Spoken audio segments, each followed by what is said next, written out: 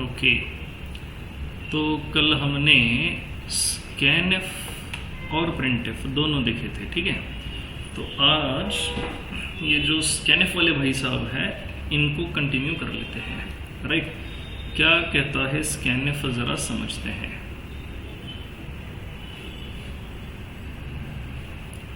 Still we have some problem, just a minute, let me change the resolution.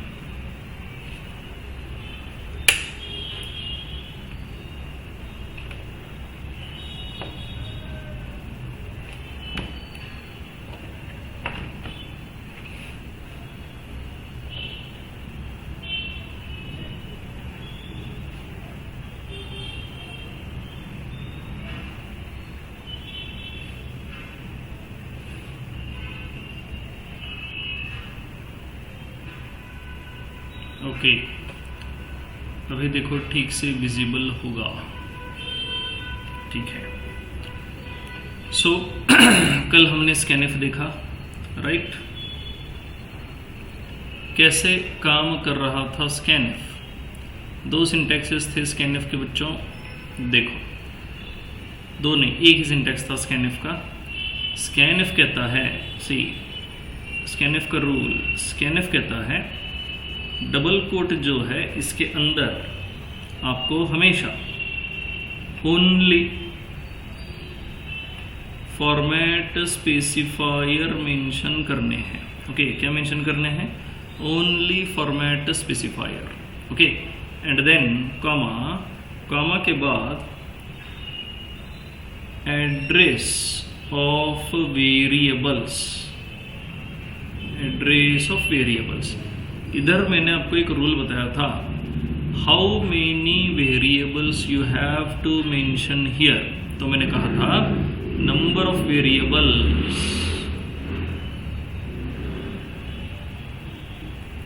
Must be exactly equal to number of variable, number of format specifiers, number of format specifiers, number of variables must be exactly equal to number of format specifiers. Okay, ये वाला rule एक आपको follow करना था, ठीक है। कैसे हमने ये किया था ये अब जरा समझते हैं, ठीक है। चलो, दो इंटीजर वेरिएबल की वैल्यू जो है उन्हें यूज़र से स्कैन कर लेते हैं। Let's scan value of two integer variables from user. Okay, तो फिर हम एक काम करेंगे, we will go with main function. Okay, let's say we have int main. Okay, और मेन फंक्शन में हमें दो इंटीजर वेरिएबल्स चाहिए, तो फिर मैंने लिखा इंट num1 कॉमा num2। दो इंटीजर वेरिएबल्स हमने यहाँ मेन फंक्शन में डिक्लेयर किए। अब इनकी वैल्यू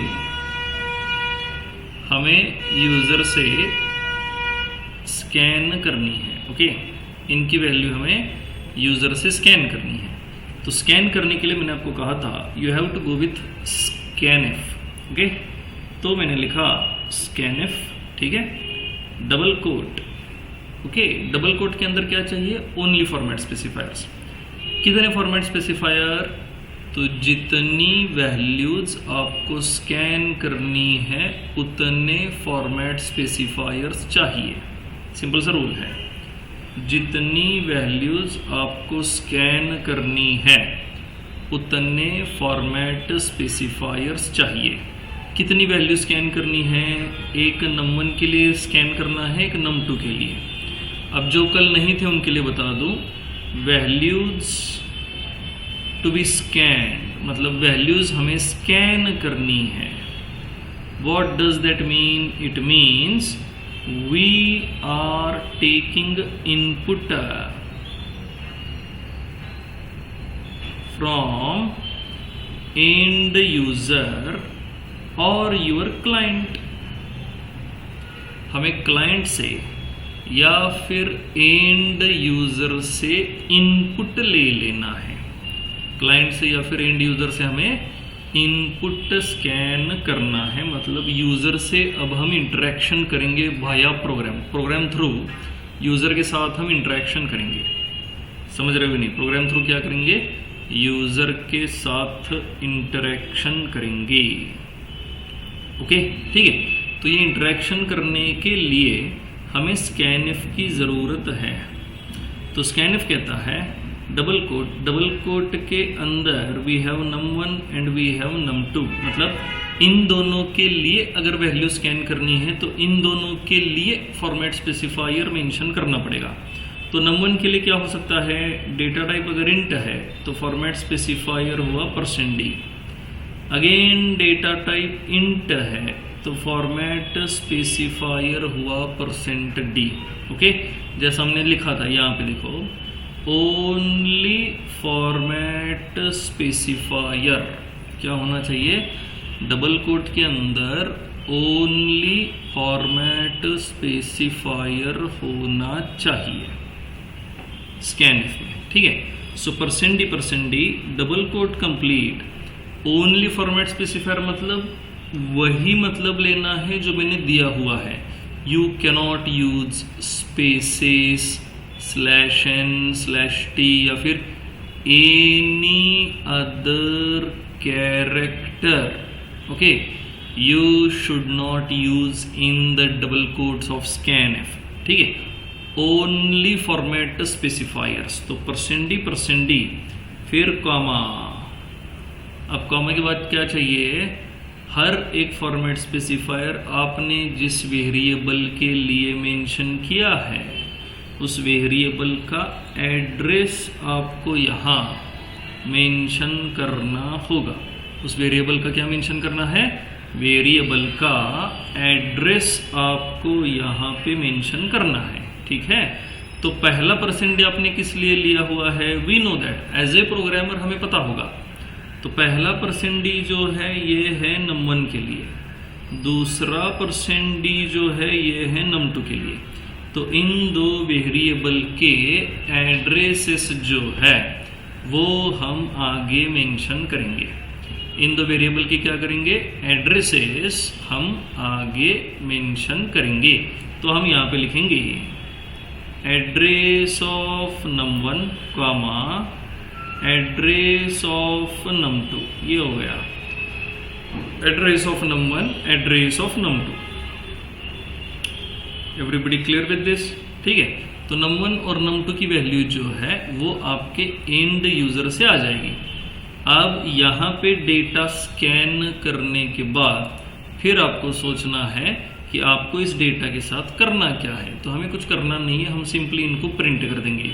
प्रिंट करते वक्त मैंने आपको बताया था, प्रिंट करने के लिए हमें यूज़ करना है printf। और printf यूज़ करने की स्टेप्स क्या कहा था मैंने? पहले decide message,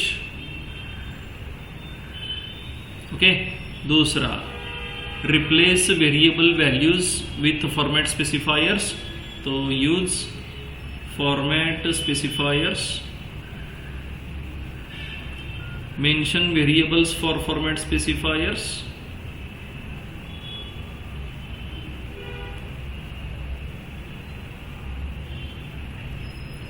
mention variables for format specifiers, and the fourth one, mention whole thing inside printf parentheses।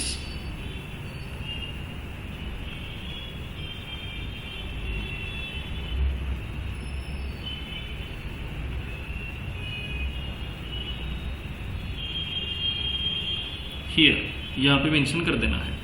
that was your printf steps।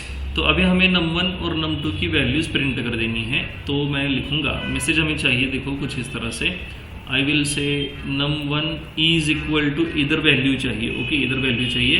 फिर उसी के आगे मैं लिखूंगा num2 इज इक्वल टू, इधर वैल्यू चाहिए। अब यहाँ भी वैल्यू चाहिए, यहाँ वैल्यू चाहिए, तो इधर कौन आएगा? %d, फिर इन्हें डबल कोट दिए, डबल कोट के बाद कॉमा, कॉमा के बाद ये %d जिस वेरिएबल के लिए है वो वेरिएबल के नाम आपको मेंशन करने हैं। This is num1 and num2, और फिर ये पूरी चीज़ आपको printf के पैरेंथेसिस में लिख देनी थी जो हमने लिखी।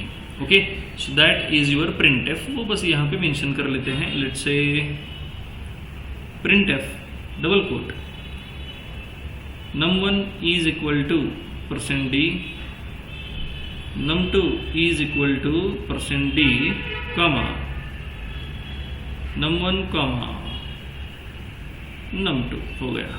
ओके, और फिर एंड में हमेशा की तरह वो रिटर्न 0 वाला स्टेटमेंट लिखा करो जिससे प्रोग्राम कंप्लीट हुआ और आपका इंट मेन यहाँ खत्म हुआ। That is how we scan data from end user. और हमारा प्रोग्राम जो है वो आपके क्लाइंट के साथ इंटरेक्टिव बनेगा। क्लाइंट इनपुट देगा और आपका प्रोग्राम उस पर आउटपुट देगा, क्लाइंट इनपुट देगा, आपका प्रोग्राम उस पर आउटपुट देगा। ओके, अब ये सब जो हमने किया था, यहाँ पे मैंने आपको एक ये भी चीज़ बताई थी। देखो, जब आपका ये प्रोग्राम रन होगा,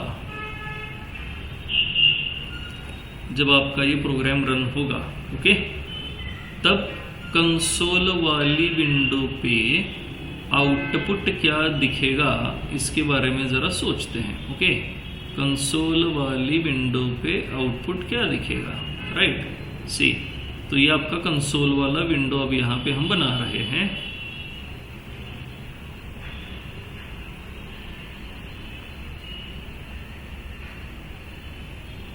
ये हो गया, ये आपका कंसोल वाला विंडो है, ठीक है। अब मान लो यहाँ से प्रिंटिंग शुरू होगा, ये ऊपर की लाइन ज़रा छोड़ देते हैं, यहाँ से प्रिंटिंग शुरू होगा। ओके, अब आपका एग्जीक्यूटर जो है, executor executes the program. Okay, एक बार कंपाइलर और एग्जीक्यूटर को रिवाइज कर लेते हैं। कंपाइलर क्या करता है, compiles the program and checks your program for some error. And ऐसे लिखते हैं, and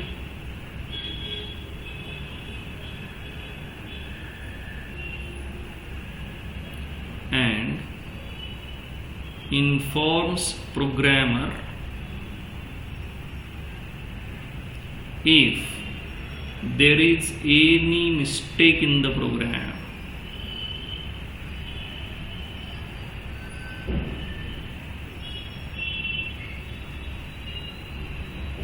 If there is any mistake in the program, okay.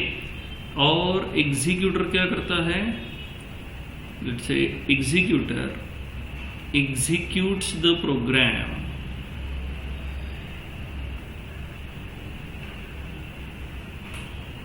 and gives you output of that program. Okay, तो ये कंपाइलर के काम है। अब चलो मान लो कंपाइलर ने पूरा का पूरा कोड ठीक से कंपाइल कर लिया and there is no any error in the program. अब अगर कोई एरर नहीं है आपके प्रोग्राम में, तो आपका मेन फंक्शन यहाँ एग्जीक्यूट करना शुरू कर देगा। मेन फंक्शन क्या करेगा, मेन फंक्शन का एग्जीक्यूशन शुरू होगा। पहला स्टेटमेंट कौन सा एग्जीक्यूट हुआ, चलो पहला स्टेटमेंट एग्जीक्यूट हुआ इंट num1 num2। अब ये num1 num2 की वजह से हुआ क्या, num1 को 4 बाइट्स मिले और num2 को 4 बाइट्स मिले। num1 has 4 bytes and num2 has 4 bytes. Okay, 4 bytes यहाँ पे अवेलेबल हो गए। डन, ठीक है। वेरिएबल्स डिक्लेयर हुए ना, डिक्लेयर होते हैं वेरिएबल्स, मतलब क्या होता है, उन वेरिएबल्स को मेमोरी एलोकेट होती है। वेरिएबल डिक्लेयर होता है मतलब क्या होता है, उन वेरिएबल्स को मेमोरी एलोकेट होती है।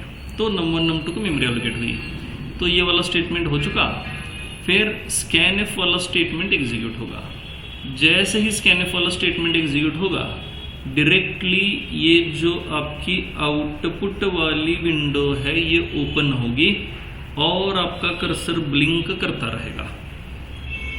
अब अगर आपका कर्सर ब्लिंक कर रहा है, तो कल मैंने आपको बताया था, आपका जो क्लाइंट है जिसे आप अपना सॉफ्टवेयर बेचने वाले हो, वो सिर्फ आउटपुट वाली विंडो के साथ काम करता है।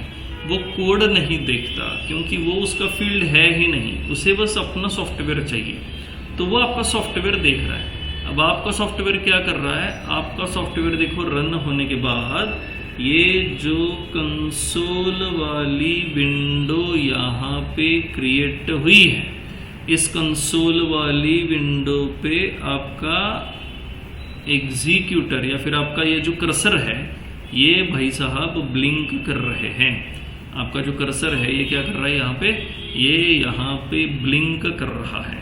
ओके, तो इससे आपका क्लाइंट जो है ये नहीं समझ पाएगा कि यहाँ उसे एज एन इनपुट देना क्या है। ये आपका क्लाइंट जो है वो कभी समझ नहीं पाएगा। ओके, तो बस आपका कर्सर जो है ब्लिंक किए जा रहा है, वो उसकी जो मर्जी तो वो दे देगा और फिर आउटपुट में गड़बड़ हो जाएगी। दैट इज़ वाई मैंने आपको कल कहा था, just to make your program user friendly, क्या करना है हमें अपने प्रोग्राम को यूज़र फ्रेंडली करना है। Then before every scanf statement mention printf statement, जो आपके क्लाइंट को बताएगा कि यहाँ इनपुट देना क्या है। तो हर स्कैनएफ से पहले क्या मेंशन करना है, प्रिंटएफ मेंशन करना है, सो दैट एंड यूजर और your client will come to know कि इधर इनपुट देना क्या है। ओके, तो आप स्कैनएफ से पहले जो प्रिंटएफ लिखेंगे वो सिर्फ प्रोग्राम को यूजर फ्रेंडली बनाने के लिए लिखा हुआ है, उसका प्रोग्राम के एरर्स के साथ कोई कनेक्शन नहीं होगा। मतलब कैसे कि अगर नहीं लिखोगे तो कोई प्रॉब्लम नहीं है, ना कंपाइलर को ना एग्जीक्यूटर को, प्रॉब्लम होने वाली है अपने एंड यूजर को, इसलिए हम उधर प्रिंटएफ लिख रहे हैं। अदरवाइज प्रिंटएफ का और स्कैनएफ का कोई कनेक्शन नहीं है। मोस्टली फिर कुछ बच्चे याद क्या रखते हैं कि भाई स्कैनएफ लिखना है तो पहले प्रिंटएफ चाहिए, ऐसा कोई रूल नहीं है। You can write independent scanf function also, आप इंडिपेंडेंट स्कैनएफ फंक्शन डिफाइन कर सकते हो, बट उससे होगा क्या,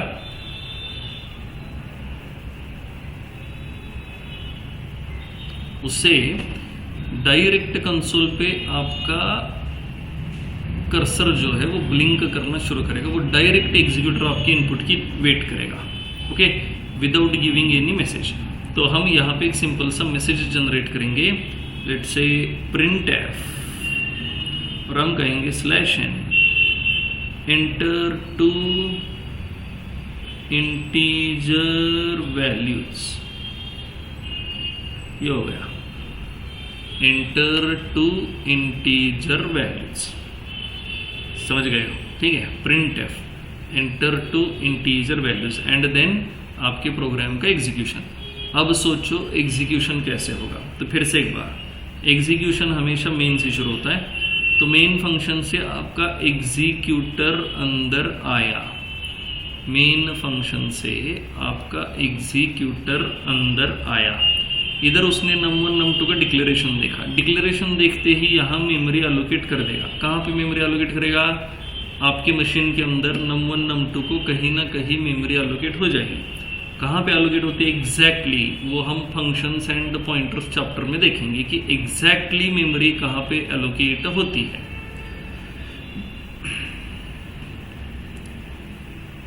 समझ गए, ठीक है, ओके।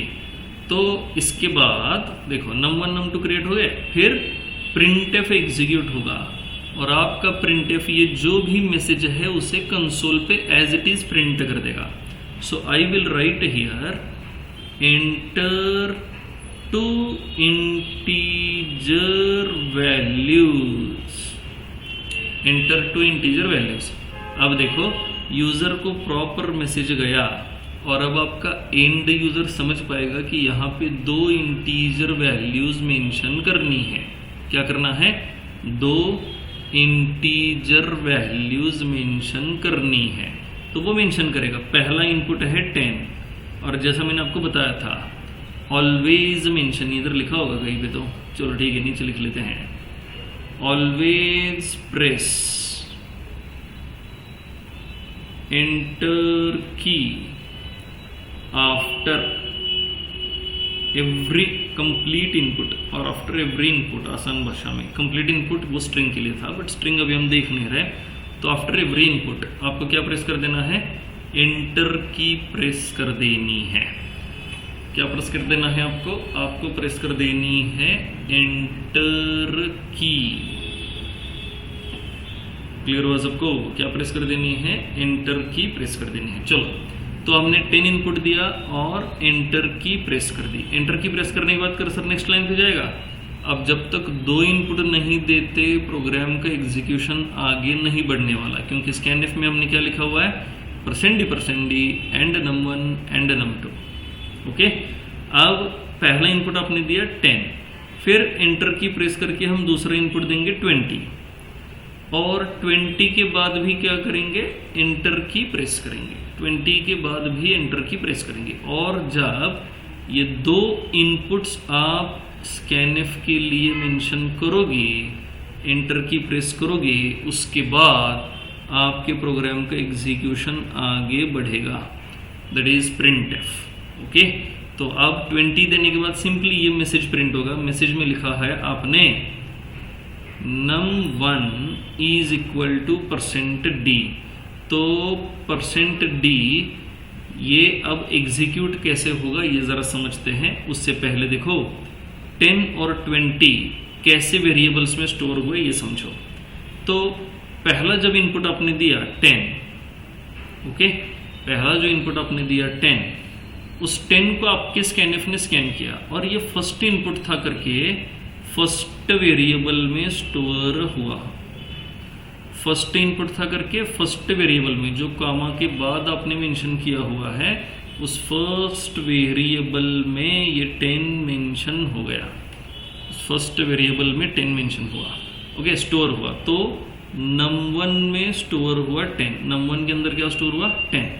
उसके बाद num2 की बारी, तो आपका कर्सर फिर से एक बार वेट कर रहा है और इधर आपने इनपुट दिया 20 के बाद क्या प्रेस कर देना है, एंटर की। एंटर की जैसे ही प्रेस करोगे num2 के लिए मेंशन की हुई वैल्यू यहाँ num2 वेरिएबल में स्टोर हो जाएगी। समझ गए? तो सिंपल है, पहला इनपुट पहले वेरिएबल में, दूसरा इनपुट दूसरे वेरिएबल में, तीसरा इनपुट तीसरे वेरिएबल में, केथ इनपुट केथ वेरिएबल में। ये स्कैनफ का रूल है, बहुत ही सिंपल सा रूल है, कोई रॉकेट साइंस नहीं है। पहला इनपुट पहले वेरिएबल में, दूसरा इनपुट दूसरे वेरिएबल में। कौन से वेरिएबल्स? जो डबल कोट के बाद मेंशन किए हुए हैं वो वेरिएबल्स, उनमें मेंशन वैल्यूज जो है वो सिक्वेंशियली स्टोर हो जाएगी। कैसे स्टोर होगी? सिक्वेंशियली स्टोर हो जाएगी। Everybody clear with this? ठीक है, तो 10-20 हमने इनपुट दिया, num1 और num2 में 10-20 स्टोर हुआ, उसके बाद printf एग्जीक्यूट होगा। अब printf कैसे एग्जीक्यूट होगा ये भी समझो। हमने बस ये देखा था हाउ टू राइट printf, अब हमें सोचना है printf कैसे एग्जीक्यूट होगा। ओके, बहुत ही सिंपल है। देखो, num1 की वैल्यू वो सबसे पहले चेक करेगा। Okay, what is the value of num1? तो num1 की वैल्यू है देखो 10, और ये 10 वैल्यू फर्स्ट फॉर्मेट स्पेसिफायर पे प्लेस कर देगा।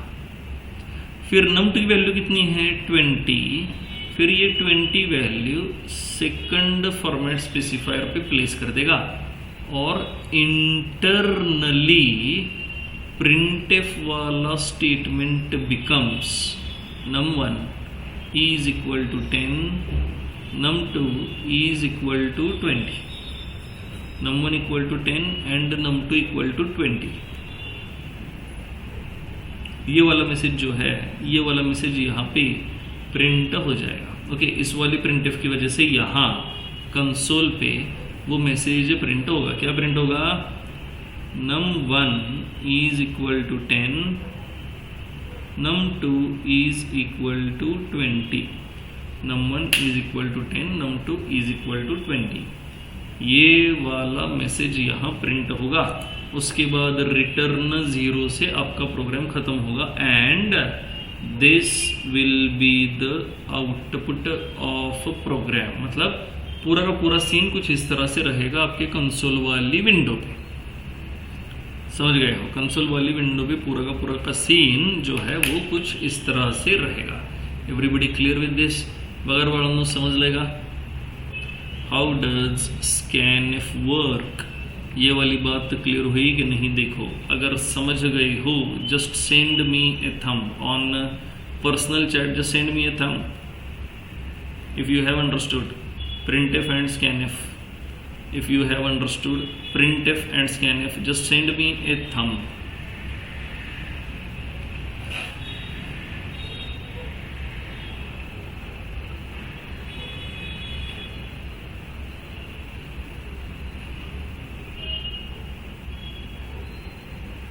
बाळांनो, printf scanf समजलं का पहा?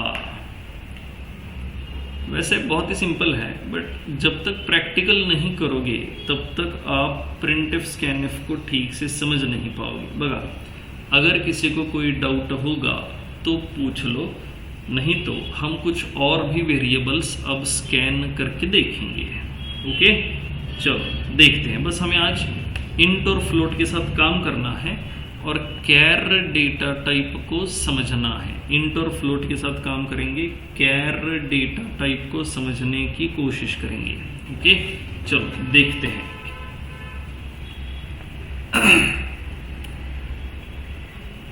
तो हमें ज़रूरत है अभी डेव सीपीपी की। देखो, डेव सीपीपी विजिबल हुआ कि नहीं, ज़रा एक बार चेक करो।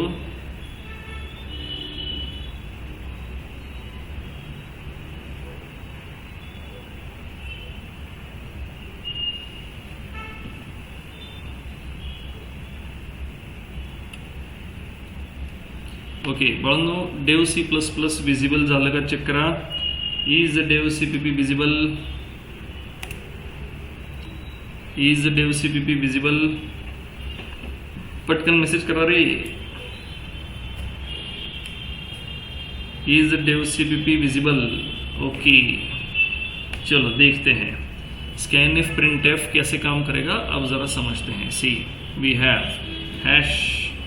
कोई डाऊट होगा बच्चों तो पूछ लेना, ठीक आहे? सोडायचं नाही तसंच। अजून काय आपण फी भरलेली नाहीये, तो जो भी डाउट होगा, जो कुछ भी आपको समझ नहीं आ रहा, जो भी दिमाग में आ रहा है, पूछ सकते हो।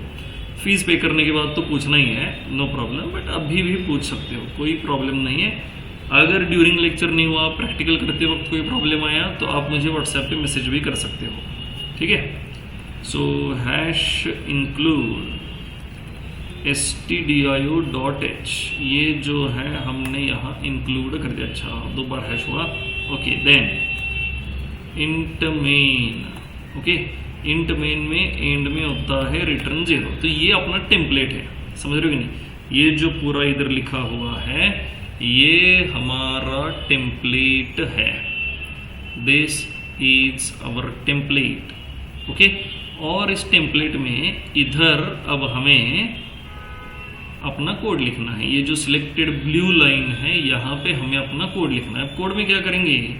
दो इंटीजर वैल्यूज सिंपली स्कैन करेंगे, प्रिंट करेंगे। ओके, तो उसके लिए काम करते हैं, दो इंटीजर वेरिएबल्स जो हैं उन्हें डिक्लेयर कर लेते हैं, num1 and num2। Int num1 int num2। Okay, ये दो वेरिएबल्स जो है यहाँ पे हमने डिक्लेयर किए, बस डिक्लेयर किए बस। ओके, अब आगे हमें स्कैनफ वाला स्टेटमेंट मेंशन कर देना है। सो इट इज स्कैनफ, ठीक है? किसको स्कैन करना है? num1 और num2, दो वेरिएबल्स को स्कैन करना है। तो फॉर्मेट स्पेसिफायर भी कितने होंगे? दो फॉर्मेट स्पेसिफायर्स होने चाहिए। कितने होने चाहिए? दो फॉर्मेट स्पेसिफायर्स होने चाहिए। तो पहला फॉर्मेट स्पेसिफायर रहा अपना %d फॉर num1, दूसरा रहा %d फॉर num2, और डबल कोट कंप्लीट होने के बाद इधर चाहिए कॉमा। कॉमा के बाद क्या चाहिए? जिन जिन वेरिएबल्स को स्कैन करना है उन वेरिएबल के एड्रेसेस मेंशन कर देने हैं। जिन जिन वेरिएबल को स्कैन करना है उन वेरिएबल्स के एड्रेसेस आपको मेंशन कर देने हैं। ओके, तो एड्रेसेस कैसे मेंशन होंगे? And num1 comma and num2, और एंड में चाहिए सेमीकोलन। ओके, सी जो स्कैनिफ लिखा है वो आप समझ गए हो या नहीं, जरा देखो. लिहिलेला स्कॅनिफ तुमच्या लक्षात आले का बघा बाळांनो. ओके ठीक है. अब ये स्कैनिफ लिखने के बाद let's print the data. Okay तो मैंने लिखा print F %d. Okay message चाहिए हमें num1 equal to num2 equal to, तो मैं कहूँगा /n. I hope you people are familiar with the /n now. Okay so /n num1 is equal to %d space space num2 is equal to %d. Okay comma num1 equal to %d num2 equal to %d. Okay और comma के बाद हमें क्या करने हैं, printf में addresses mention नहीं करने हैं. ओके प्रिंटफ में सिंपली वेरिएबल नेम मेंशन कर देना है.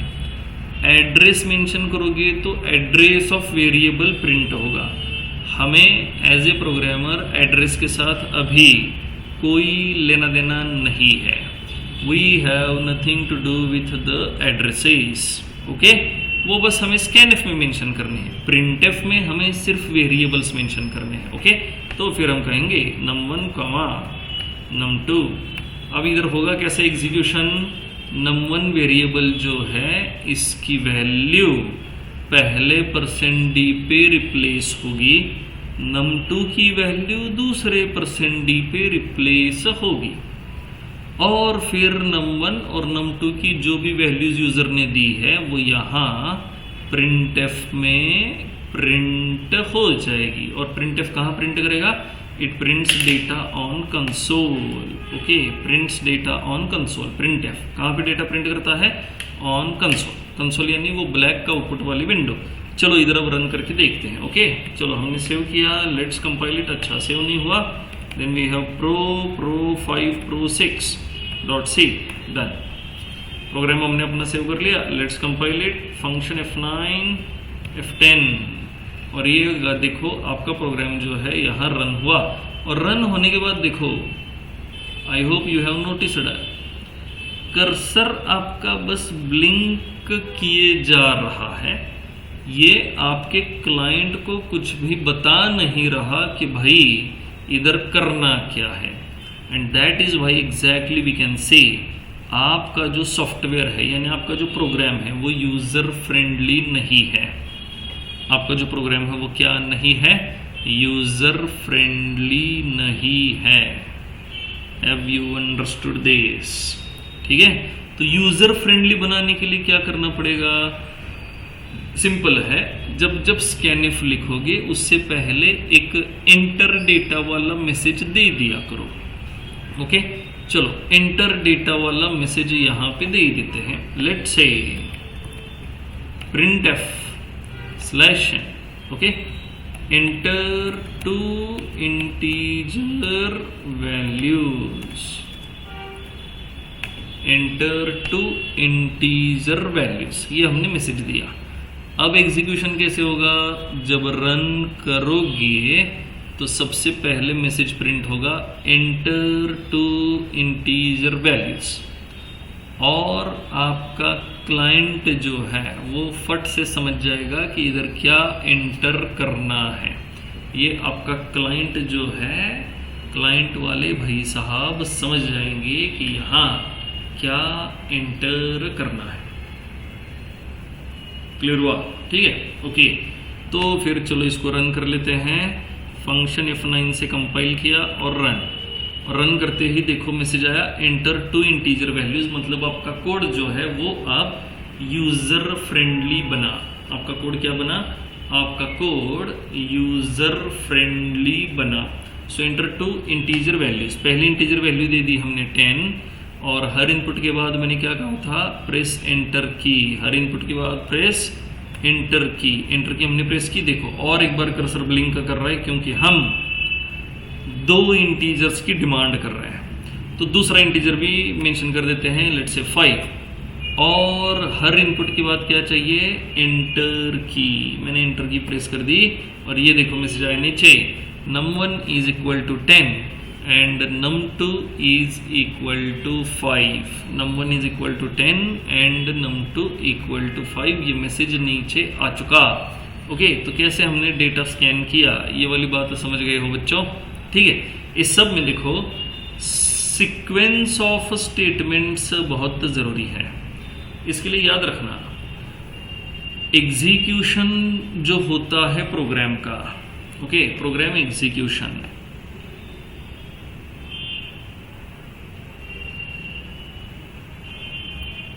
always takes place sequentially।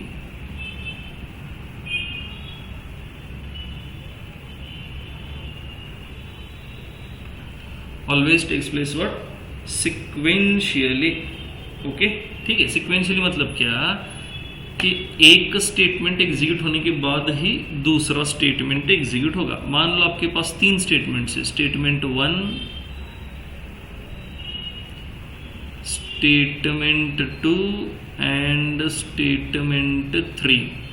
मान लो आपके पास ये 3 स्टेटमेंट्स इसी सीक्वेंस में लिखे हुए हैं, वो भी मेन फंक्शन के अंदर इसी सीक्वेंस में स्टेटमेंट लिखे हुए हैं। तो जब आपका एग्जीक्यूटर एग्जीक्यूशन शुरू करेगा तो वो सिक्वेंशियली ही आपके स्टेटमेंट्स को एग्जीक्यूट करेगा। कैसे एग्जीक्यूट करेगा? सिक्वेंशियली ही आपके स्टेटमेंट्स को एग्जीक्यूट करेगा। तो सबसे पहले स्टेटमेंट 1 एग्जीक्यूट होगा, फिर स्टेटमेंट 2 एग्जीक्यूट होगा, फिर स्टेटमेंट 3 एग्जीक्यूट होगा।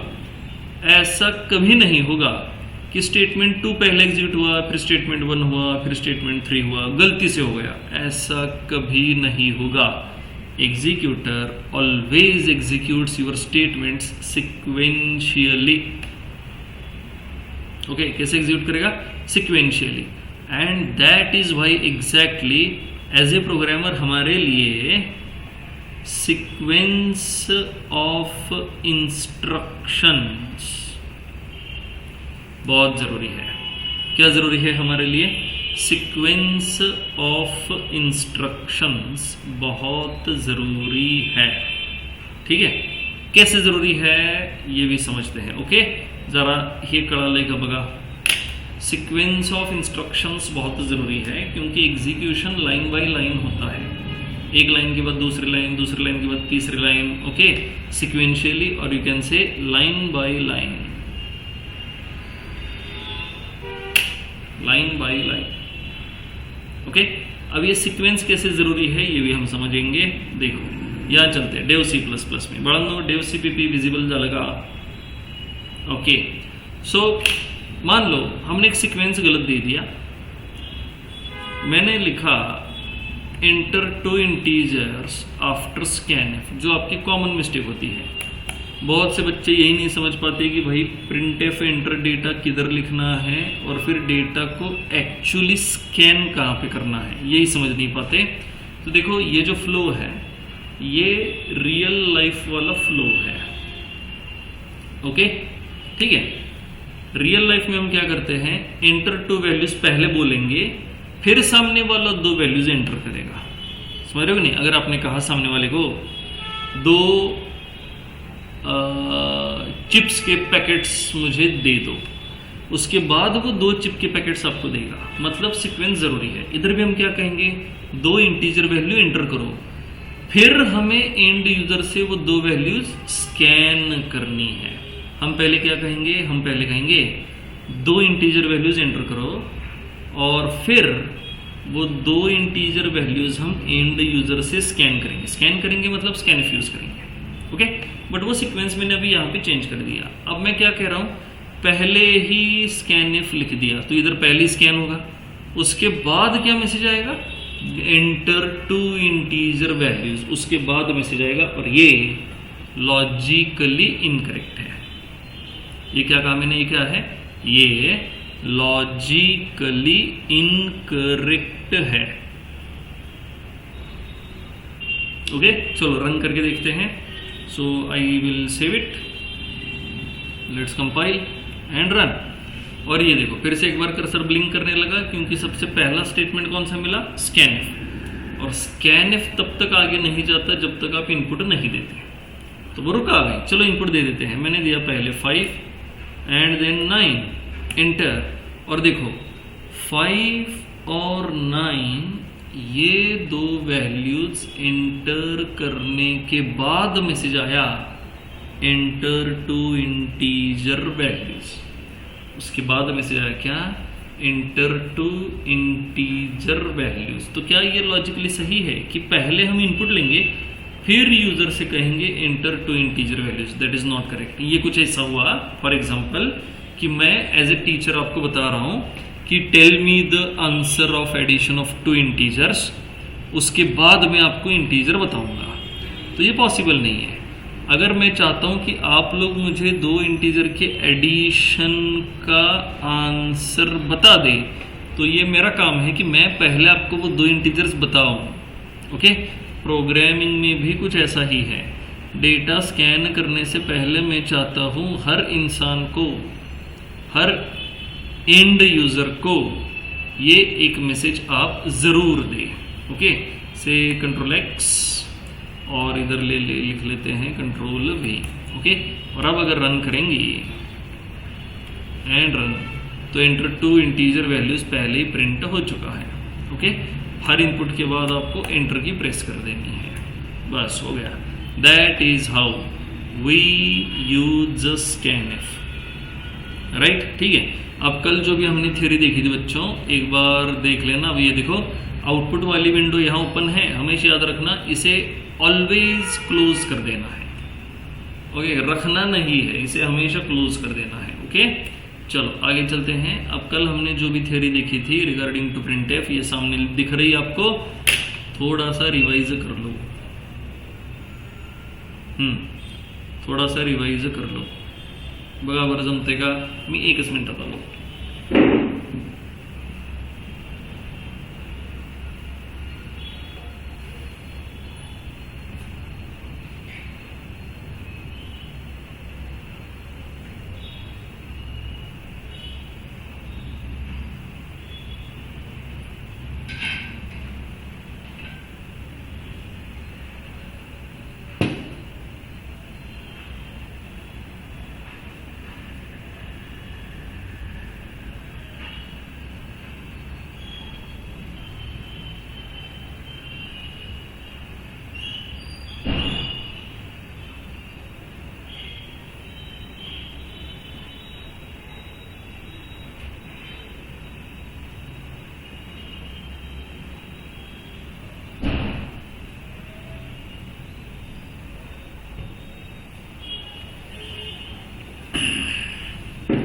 चलो ठीक है, तो स्कैनएफ के साथ फेमिलियर हो गए। अब चलो अलग अलग डेटा को स्कैन करके देखते हैं। अब हम स्कैन करेंगे एक इंटीजर वैल्यू और एक फ्रैक्शन वैल्यू। ओके, क्या स्कैन करेंगे? एक इंटीजर वैल्यू और एक फ्रैक्शन वैल्यू, राइट। चलो प्रोग्राम फिर से एक बार लिखना शुरू कर देते हैं। ये गया। अब एक इंटीजर वैल्यू और एक फ्रैक्शन वैल्यू, उसके लिए वेरिएबल्स डिक्लेयर करने पड़ेंगे। तो इंटीजर के लिए वेरिएबल डिक्लेयर हुआ इंट नम। उसी लाइन में फ्लोट को डिक्लेयर नहीं करना है। फ्लोट के लिए अलग से डिक्लेरेशन लिखेंगे, फ्लोट एफ। ओके, एफ नाम का एक वेरिएबल है, इंट नम फ्लोट एफ। अब दोनों के लिए हमें डेटा स्कैन करना है, तो यूजर को एक मैसेज देंगे। सी यूजर को मैसेज रहेगा प्रिंट एफ। जैसे मैंने आपको कहा था, हर स्कैन एफ से पहले प्रिंट एफ दे दिया करो, हर स्कैन एफ से पहले प्रिंट एफ दे दिया करो। Okay, so printf enter integer and fraction value, enter integer and fraction value। और इस printf के बाद इमीडिएटली फिर क्या चाहिए? scanf। scanf क्या करेगा? यूजर से डेटा लेने का काम करेगा। ओके, सो आई विल से scanf। अब scanf के डबल कोट के अंदर चाहिए ओनली फॉर्मेट स्पेसिफायर। तो हमें इधर सोचना है कि पहले किसका डेटा स्कैन करेंगे। पहले हम एक काम करते हैं, नम के लिए डेटा स्कैन करेंगे। अब यहाँ अपने मैसेज भी वही दिया है ना कि इंटीजर एंड फ्रैक्शन, तो लॉजिकली इधर पहले इंटीजर स्कैन होना जरूरी है, क्योंकि आपके मैसेज के हिसाब से आपका क्लाइंट क्या देगा, पहले इंटीजर वैल्यू देगा फिर फ्रैक्शन वैल्यू देगा। तो हमें स्कैन भी पहले इंटीजर वैल्यू करना लॉजिकली सही रहेगा। तो मैंने कहा %f, दूसरी वैल्यू फ्रैक्शन वैल्यू है, वो फ्लोट वाली है, तो उसका फॉर्मेट स्पेसिफायर है %f। ओके, उसका फॉर्मेट स्पेसिफायर है %f, राइट। तो scan f %d %f comma and, okay, scan f के बाद क्या कहा था, एड्रेसेस मेंशन करो। अब एड्रेस कैसे मेंशन करोगे, पहला फॉर्मेट स्पेसिफायर जिसका है, जिसके लिए आपने लिया हुआ है, उस वेरिएबल का एड्रेस इधर चाहिए। दूसरा फॉर्मेट स्पेसिफायर आपने जिस वेरिएबल के लिए लिया हुआ है उसका एड्रेस इधर चाहिए।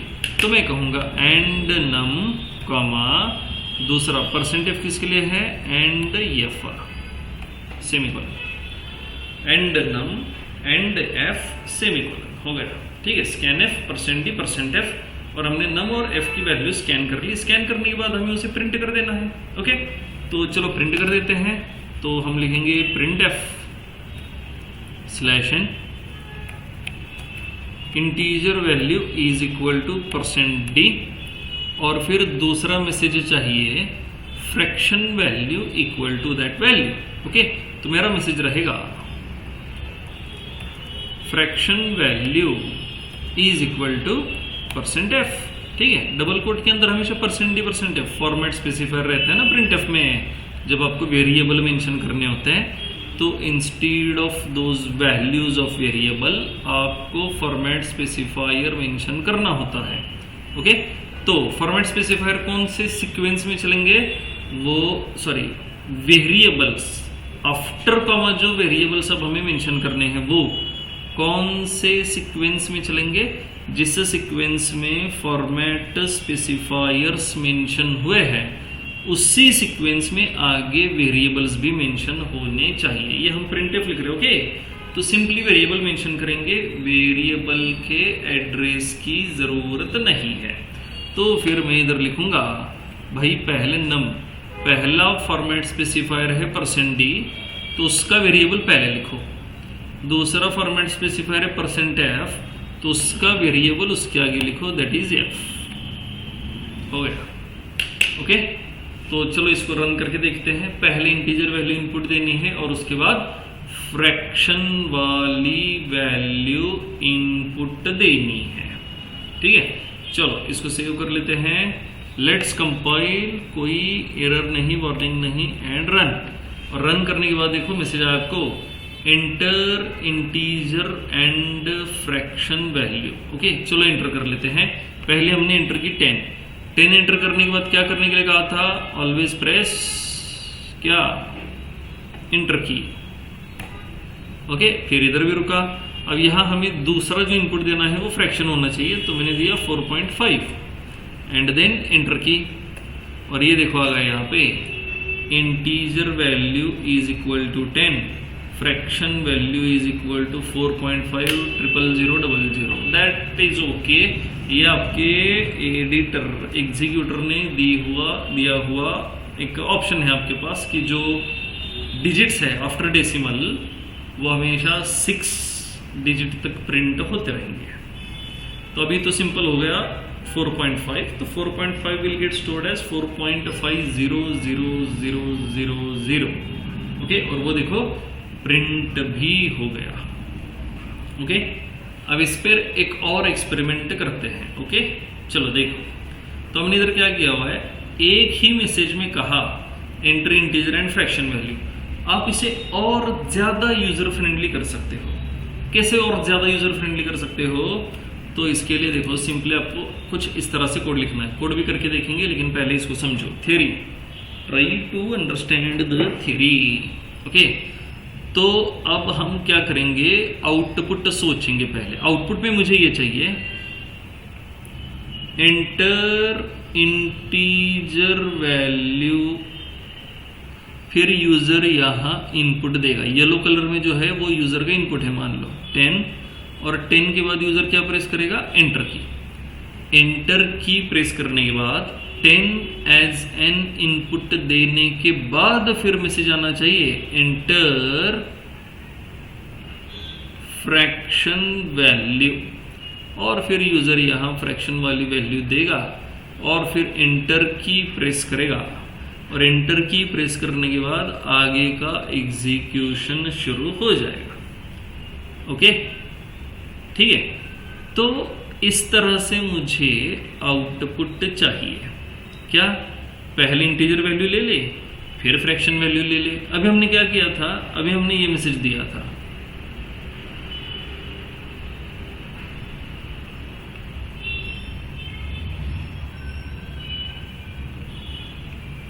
और यूजर जैसे ही इनपुट दे देता है, पहला इनपुट एंटर की, दूसरा इनपुट एंटर की, और फिर यहां आगे का प्रोग्राम जो है वो एग्जीक्यूट हो जाएगा। तो अब हम बस चेंज करना चाहते हैं। हम चाहते हैं कि हर इनपुट के लिए अलग से मैसेज जाए आपके कस्टमर को, आपके क्लाइंट को हर इनपुट के लिए अलग से मैसेज जाए। ओके, तो फिर हम इसको चेंज करेंगे सिंपली। आई विल से here printf /n enter a number. Okay, number मतलब इंटीजर। ओके, चलो let's say enter N integer. Okay, integer enter करो, देन scanf %d। ओके, अब scanf के बारे में सोचते हैं। किसको स्कैन करना है? सिर्फ एक वेरिएबल नम, उसी को स्कैन करना है। अभी f को स्कैन नहीं करना है। वी विल स्कैन ओनली नम। ठीक है, तो कैसे स्कैन होगा? नम का फॉर्मेट स्पेसिफायर कामा नम का एड्रेस। हो गया। ओके, और इसके बाद फिर क्या चाहिए? फ्रैक्शन वाली वैल्यू। तो हम लिखेंगे printf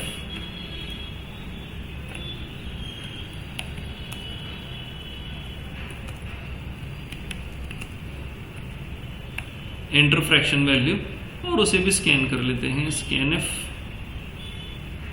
%f। ओके, %f कमा एड्रेस ऑफ f। हो गया। ठीक है, ये दो वैल्यूज हमने स्कैन की और हर वैल्यू के लिए अलग से मैसेज दिया हुआ है। अब हमें क्या करना है? ये दो वैल्यूज प्रिंट कर देनी है। तो ये सब कोड लिखते वक्त एग्जीक्यूशन आपके प्रोग्राम का कैसे होगा, इसके बारे में भी सोचो। ओके, चलो ये दो वैल्यूज प्रिंट कर लेते हैं। f और num में अपनी दो वैल्यूज जो है वो स्टोर हो चुकी है। Let's print them and I will से printf /n num is equal to %d, again /n f is equal to %f, comma पहला %d num के लिए, दूसरा %f f के लिए। हो गया। ठीक है, that is the program, that is how we scan the data from client or from end user। Okay, चलो इसको सेव कर लेते हैं, और सेव करने के बाद let's compile it. Okay, and run.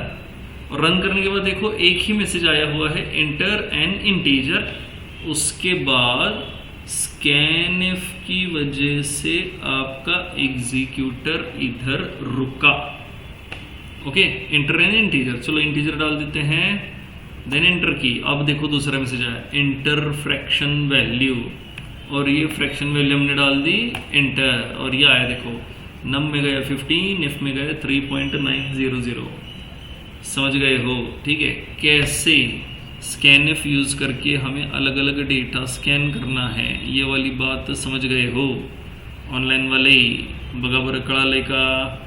ठीक है, ये कोड नोट कर लो, नोट डाउन दिस कोड।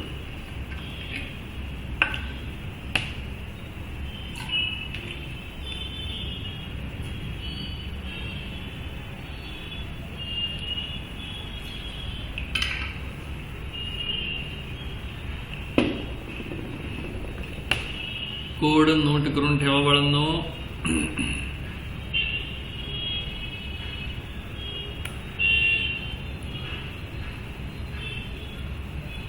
और साथ में आउटपुट भी लिख लेना।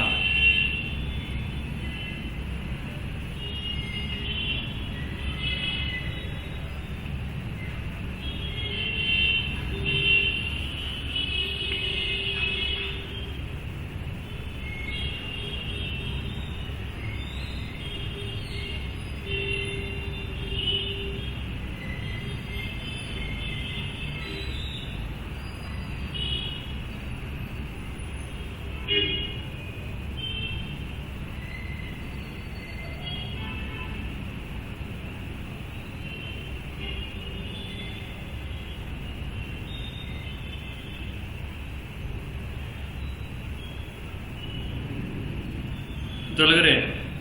कोड लिहून झाला का बघा?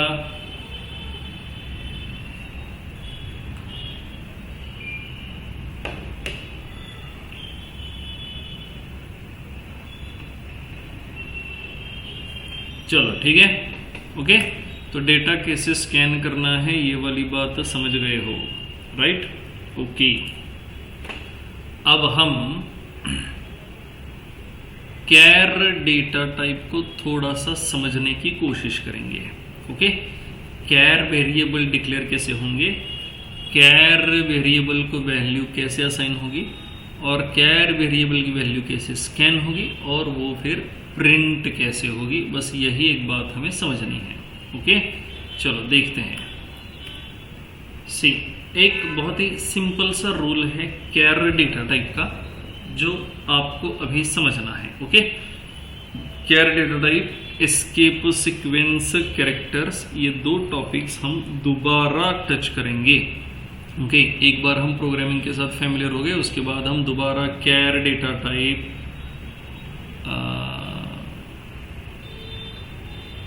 ASCII values, escape sequence characters, binary to decimal, decimal to binary, ये सारी चीज़ें हम दोबारा करेंगे।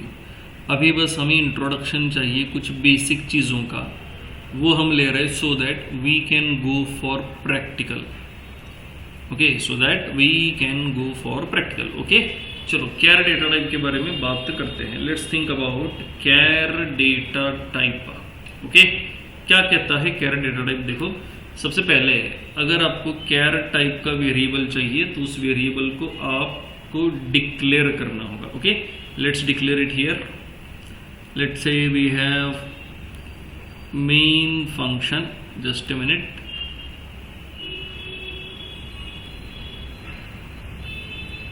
Okay, we have main function, और मेन फंक्शन में हमें कैर टाइप का एक वेरिएबल डिक्लेयर कर देना है, okay. So let's say char, my कैर नाम का वेरिएबल मैंने यहाँ डिक्लेयर किया, ओके। अब कुछ बेसिक चीज़ें, कैर डेटा टाइप की मेमोरी रिक्वायरमेंट कितनी है? 1 बाइट। कितनी है? 1 बाइट।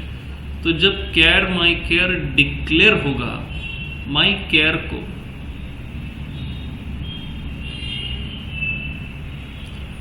1 बाइट एलोकेट कर दिया जाएगा मेन फंक्शन के अंदर। मेन के अंदर माई कैर को 1 बाइट मिलेगा, और इस 1 बाइट के अंदर कैरेक्टर वैल्यू स्टोर होने वाली है। इस 1 बाइट के अंदर क्या होने वाला है? कैरेक्टर वैल्यू स्टोर होने वाली है। समझ गए हो? ओके। तो अब हमें क्या करना है, ये जो माई कैर वेरिएबल है इसे एक वैल्यू असाइन कर देनी है। इसे क्या करना है? एक वैल्यू असाइन कर देनी है। अब याद रखना, जो भी वैल्यू आप असाइन करने वाले हो वो कैरेक्टर होनी चाहिए। वो क्या होनी चाहिए? कैरेक्टर। अब कौन कौन सी वैल्यूज कैरेक्टर वैल्यूज है? तो let me tell you, every symbol is a character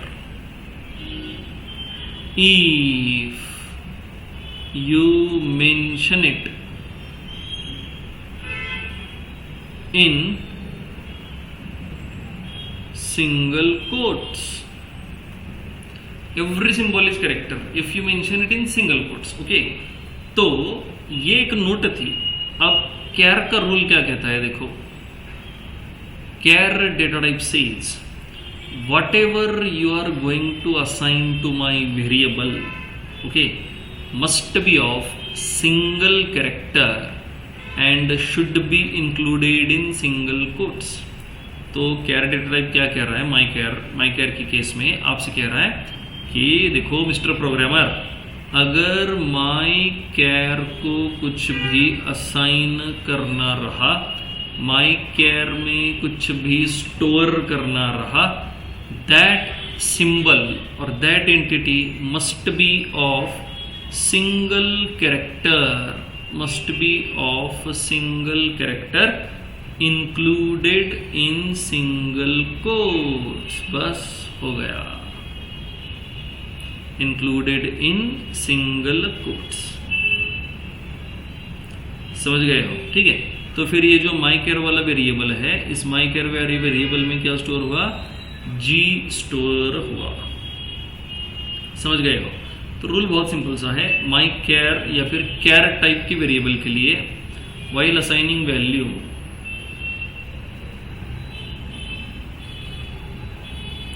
the value we will assign to char type of variable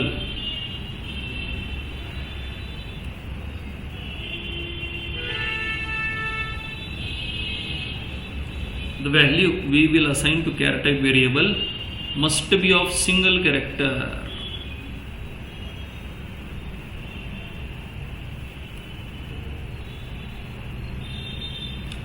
and must be included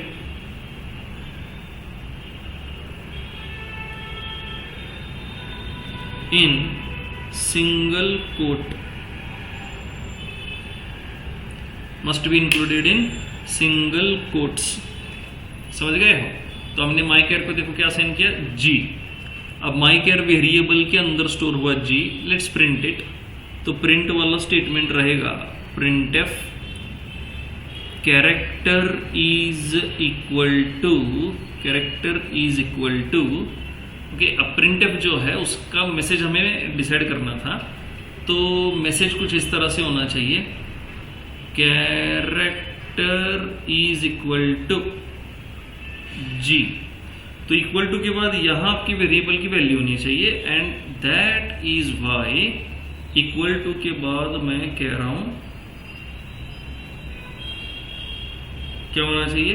format specifier character is equal to %c, ये complete हुआ, comma, और comma के बाद mention करना है कि भाई ये जो %c है ये %c किस लिए लिया गया है। ओके, कौन सी वेरिएबल के लिए? तो ये %c लिया गया है माई केयर वाले वेरिएबल के लिए, my char and then semicolon. Okay, और फिर एंड में क्या होना चाहिए? एंड में होना चाहिए रिटर्न 0। क्लियर हुआ? राइट। चलो थोड़ा लिख लेते हैं। ऊपर टाइटल दो, working with care data type variables. ऊपर टाइटल दो, working with care data type variables, लिखो उसमें।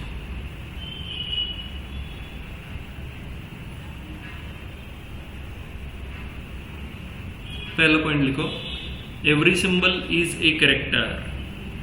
ये वाला पहला पॉइंट लिख दो, ये एज इट इज लिख दो, कोई चेंज नहीं।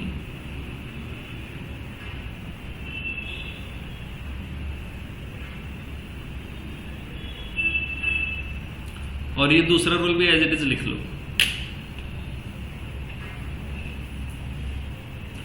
और फिर एग्जांपल के लिए ये पूरा कोड मेंशन कर दो, फिर आपको उसकी वेरिएशंस भी दिखाता हूं। Every symbol is a character, ये हमें अभी समझना है। Every symbol is a character.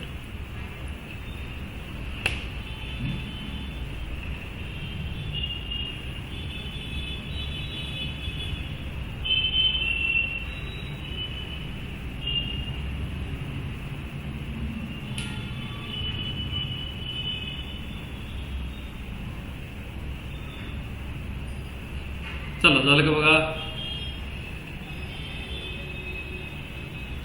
लिहून झालं की सांगा।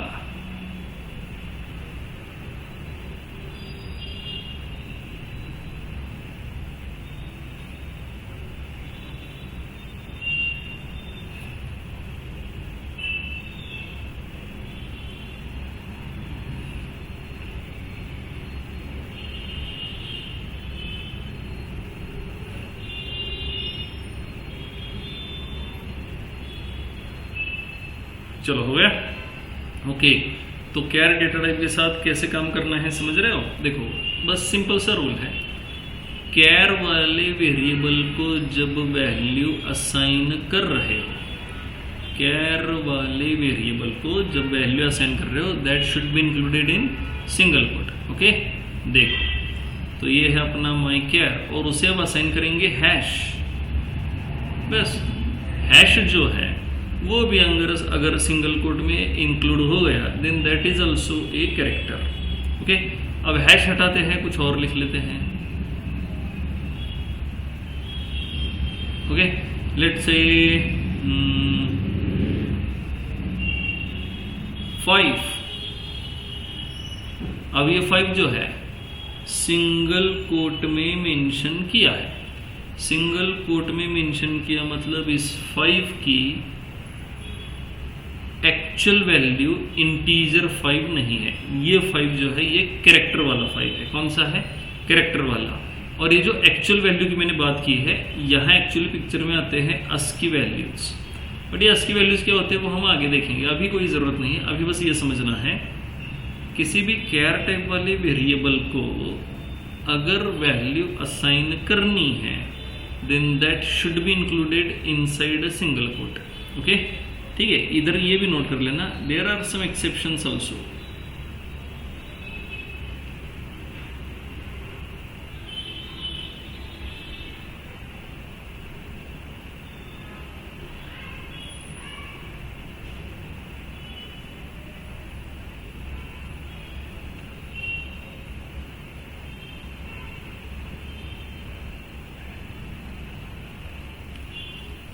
ठीक है, there are some exceptions also and we will cover them in coming chapters. मतलब इसी चैप्टर में एक्चुअली कवर हो जाएगा मैक्सिमम, लेकिन चलो फिर भी।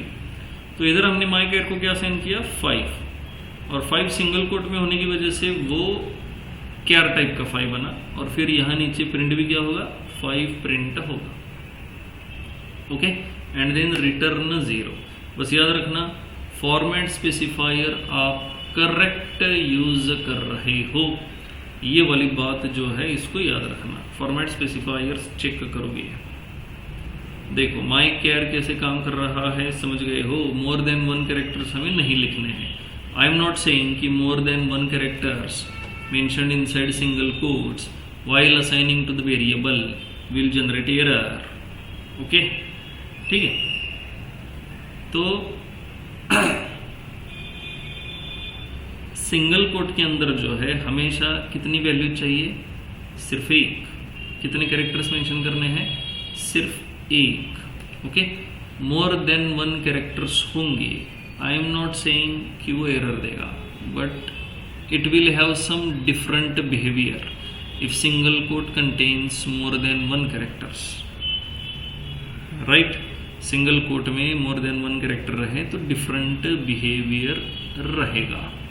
क्या रहेगा वो बाद में सोचेंगे, अभी हमें बेसिक पता चलना ज़रूरी था कैर टाइप को वैल्यूज़ कैसे असाइन करनी है। तो कैर टाइप वाले वेरिएबल को वैल्यूज़ कैसे असाइन करोगे? यूजिंग और including, bye including that value in single quotes.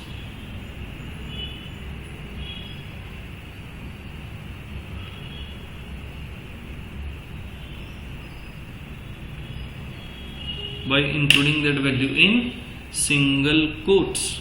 ठीक है, चलो रन करके देखते हैं। सी, अब इस वाले प्रोग्राम को यहाँ से हटा देते हैं, हमें इंटीजर नहीं चाहिए। We want to go with the char data type. तो मैंने कहा char my char is just a name of variable. Okay, name of variable. So char my char, then user को मैसेज देंगे, नहीं माई कैर को initialize करेंगे। Okay, my char is equal to single quote में आप जो value चाहो वो। ओके, और फिर माई कैर को प्रिंट कर देते हैं, print F slash N. My char is equal to %c, comma my char. My char is equal to %c, comma my char. Okay, ठीक है। And then let's save it, compile and run. आएगा, देखो my char is equal to a यहाँ print हो गया। Okay, तो बस क्या चाहिए? सिंगल कोट में चाहिए। अब सिंगल कोट में मैंने लिखा hash. Okay, let's save it, compile and run.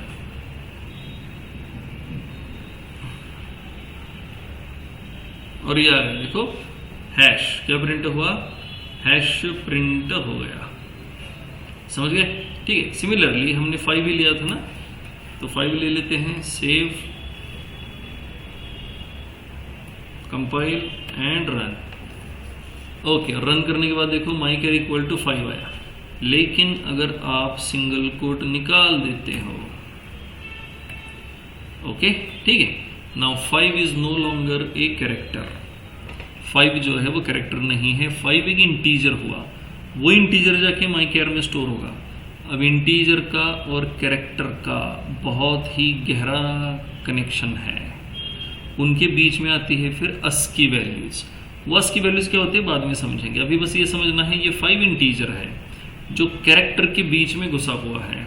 Okay, तो आउटपुट में क्या रहेगा वो अब जरा समझते हैं। से कंपाइल किया हमने एंड रन, ओके, और देखो कुछ भी प्रिंट नहीं हुआ, राइट, कुछ भी प्रिंट नहीं हुआ क्योंकि आपने 5 एज ए कैरेक्टर नहीं लिया, एज एन इंटीजर लिया। एज एन इंटीजर किसी कैर वेरिएबल को वैल्यू असाइन करोगे, एज किसी कैर टाइप के वेरिएबल को इंटीजर वैल्यू असाइन करोगे तो क्या होता है वो बाद में समझ लेंगे।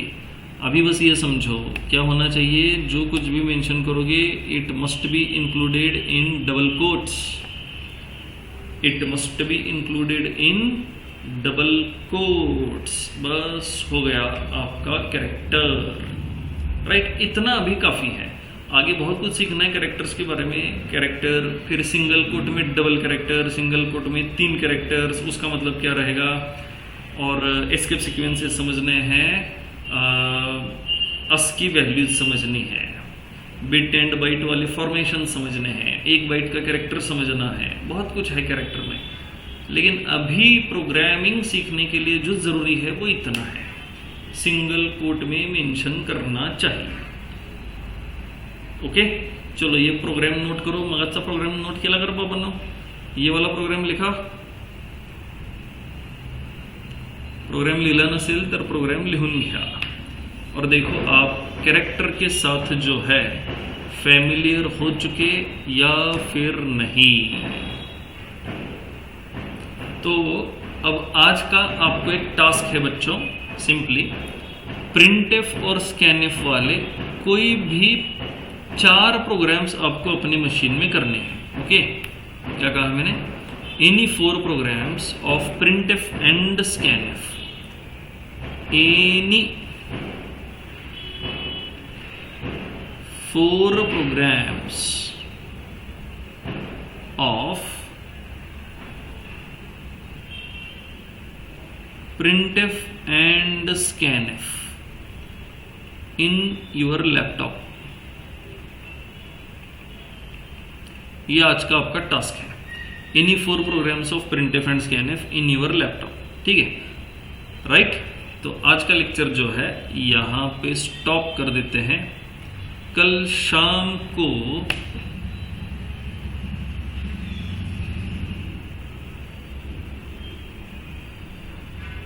ओके, कल शाम को फिर वही है 10 बजे हम शुरू कर देंगे। टुमारो इज सैटरडे ना, कोई बात नहीं, tomorrow we will start at 10 PM। You must be ready. Lecture बच्चों बिल्कुल मिस नहीं करने हैं, ओके, बिल्कुल भी लेक्चर्स मिस नहीं करने हैं। डन, चलो आज रुक जाते हैं, आज का टास्क क्लियर हो गया। अब आपको करना क्या है, देखो इस टास्क में 4 प्रोग्राम्स करने हैं and send me photos of program with output, send me photos of program with output. Okay done, चलो आज रुक जाते हैं, see you tomorrow at 10 PM। कल रात को 10 बजे मिलते हैं। बस वो टास्क कंप्लीट करके मुझे फोटो भेज दो, कोई भी एरर रहेगी, कोई प्रॉब्लम रहेगा, यू कैन व्हाट्सएप मी, मेरा नंबर आपके पास है, ठीक है। चलो विल स्टॉप टुडे।